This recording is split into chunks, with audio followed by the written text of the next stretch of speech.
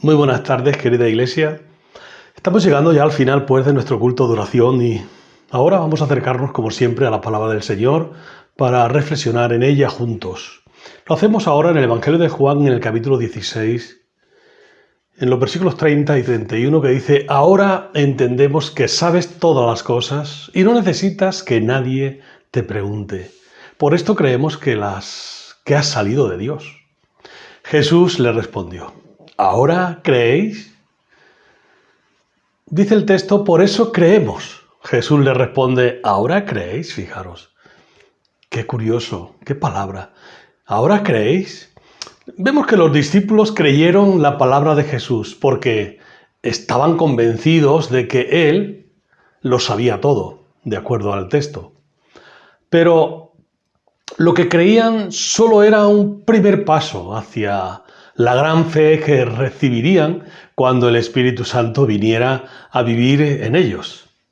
En el texto de Juan, en el capítulo 16, los versículos 25 al 33, encontramos quizá una especie de confusión, de transformación, claramente en fe grande. Jesús hablaba usando las alegorías y parábolas. Y hay un paralelo entre el hecho de que Jesús hablaba en parábolas a las multitudes, aquellas multitudes galileas, y el lenguaje más directo a los discípulos, de acuerdo al Evangelio de Marcos, en el capítulo 4, 33 y siguientes. La hora aquí se refiere a Pentecostés, después de lo cual el Espíritu hablaría claramente a sus discípulos. Jesús quería que los discípulos supieran que la oración en su nombre sería respondida a causa del amor del Padre por ellos. Y en los versículos 26 y 27 sugiere que con tal amor ellos tendrían un acceso ya directo al Padre. Juan 16:30, ahora entendemos, dice el texto que hemos leído, que sabes todas las cosas. Y añade, por esto creemos que has salido de Dios. La parte final de este capítulo revela un nuevo caso de incomprensión de parte de los discípulos. Pensaban que entendían, pero Jesús volvió a mostrarle quizás su propio fracaso a ellos. Porque su fe se basaba en el hecho de que creían que Jesús estaba hablando claramente. Y entonces, y por lo tanto, ya no necesitaba que nadie le hiciera preguntas. Ya era suficiente aquella especie de oratoria especial que entendían los discípulos. La base era totalmente inadecuada, pero llegaron a una conclusión muy concreta, o sea que Jesús vino de Dios. Esto es muy importante. Esto lo entendieron con mucha claridad los discípulos. Ahora entendemos que tú vienes de Dios. En Filipenses el apóstol Pablo dice, el cual siendo en forma de Dios, no estimó a ser igual a Dios como cosa que aferrarse, sino que se despojó a sí mismo, tomando forma de siervo hecho semejante a los hombres, y estando en la condición de hombre, se humilló a sí mismo, haciéndose obediente hasta la muerte y muerte de cruz. Por lo cual Dios también le exaltó hasta lo sumo y le dio un nombre que es sobre todo nombre, para que en el nombre de Jesús se doble toda rodilla de los que están en los cielos y en la tierra y debajo de la tierra, y toda lengua confiese que Jesucristo es el Señor, para gloria de Dios Padre. ¿Qué palabras tan espectaculares para nosotros? A esta conclusión llegaron. ¿Y tú? ¿Reconoces que Jesucristo es el Salvador de la humanidad? ¿Es tu Salvador personal? Dios se encarnó en Jesucristo para darnos salvación y vida eterna, para perdonar nuestros pecados. Claramente el Señor Jesucristo murió por ti y por mí, por la humanidad. ¿Ahora crees? Dice Jesús. Después de todo esto, ¿has creído? ¿Ahora creéis? Esto podría dar a entender que, aunque creían, vendría un tiempo de prueba.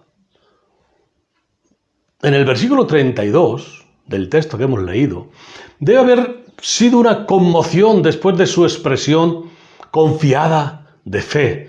Ellos iban a abandonar a Jesús. Sin embargo, Dios el Padre no lo abandonaría jamás. De ese modo Jesús los desafió gentilmente aprobar su declaración de fe. Sin embargo, él miraba mucho más allá de ese momento, viendo la restauración. Porque sería un tiempo cuando alcanzarían la paz en un mundo hostil, en un mundo discrepante, por medio de la victoria de Cristo, que así fue. Ahora creemos, pero Jesús dice, ¿de verdad? Llegará el momento en que me dejaréis solo.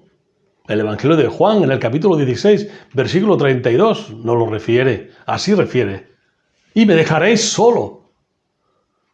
Leemos, he aquí la hora viene, y ha venido ya, en que seréis esparcidos cada uno por su lado, y me dejaréis solo. Mas no estoy solo, porque el Padre está conmigo.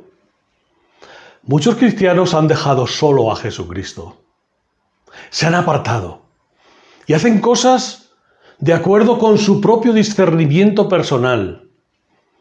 Ellos lo perciben como algo necesario de hacer conforme a su propia voluntad. Sin embargo, esto se debe a la ausencia de la vida nueva que Jesús nos dio al resucitar en aquella cruz.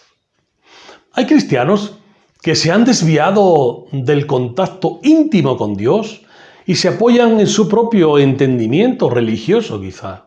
Además, cambian de iglesia alegando no sentirse a gusto, por razones que quizá nada tienen que ver con un compromiso claramente con Dios y con su iglesia local.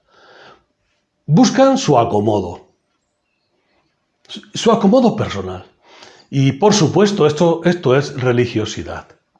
Pero cuando la persona se da cuenta de la manera en que ha obstruido su entendimiento en relación a Jesucristo y también a su iglesia, acarreando quizá incertidumbres en su vida, en la vida de su familia, penas, dificultades, etc., tiene que regresar, tiene que volver con vergüenza y dolor a su estado normal, a su compromiso con el Señor y su iglesia, pidiendo perdón a Dios, acreditado solo por Jesucristo y su palabra. Claramente todos y cada uno de nosotros tenemos que volvernos a Dios en algún momento. Si no has recibido a Jesucristo en tu vida, si no has recibido la salvación, hoy puedes hacer de ti que Jesús venga a tu vida, entregando todos tus pecados a Él. Él los perdonará. Su muerte y resurrección, su sangre derramada en la cruz, te da salvación y vida eterna. Como cristianos y como iglesia, también debemos tener en cuenta nuestra dependencia absoluta de nuestro Señor, con mayor profundidad de la vida nueva que vivimos en Él. Por tanto, debemos buscar continuamente su consejo para todo, en lugar de tomar nuestras propias decisiones y luego pedirle que Él las bendiga, porque de esa forma Él no bendice.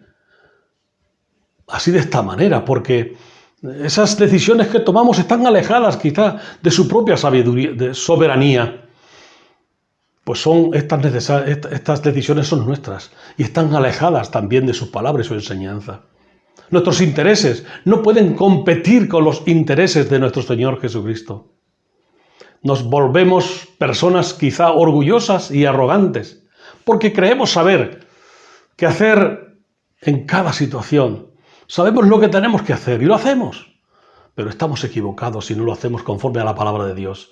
Hemos colocado el sentido del deber en el trono en vez de la vida eterna en Cristo y su poder, es decir, el Señor Jesucristo en el centro de nuestra vida.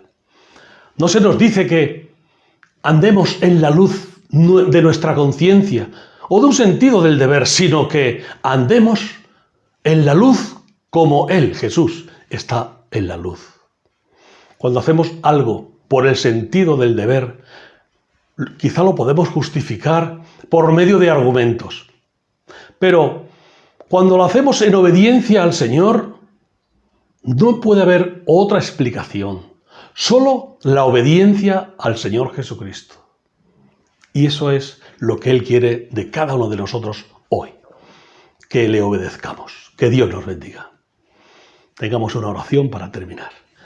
Padre amado, te damos gracias por tu palabra, te damos gracias por el Señor Jesucristo, Te damos gracias por la salvación y la vida eterna. Oh Dios, te damos gracias por tu Espíritu que mora en nosotros.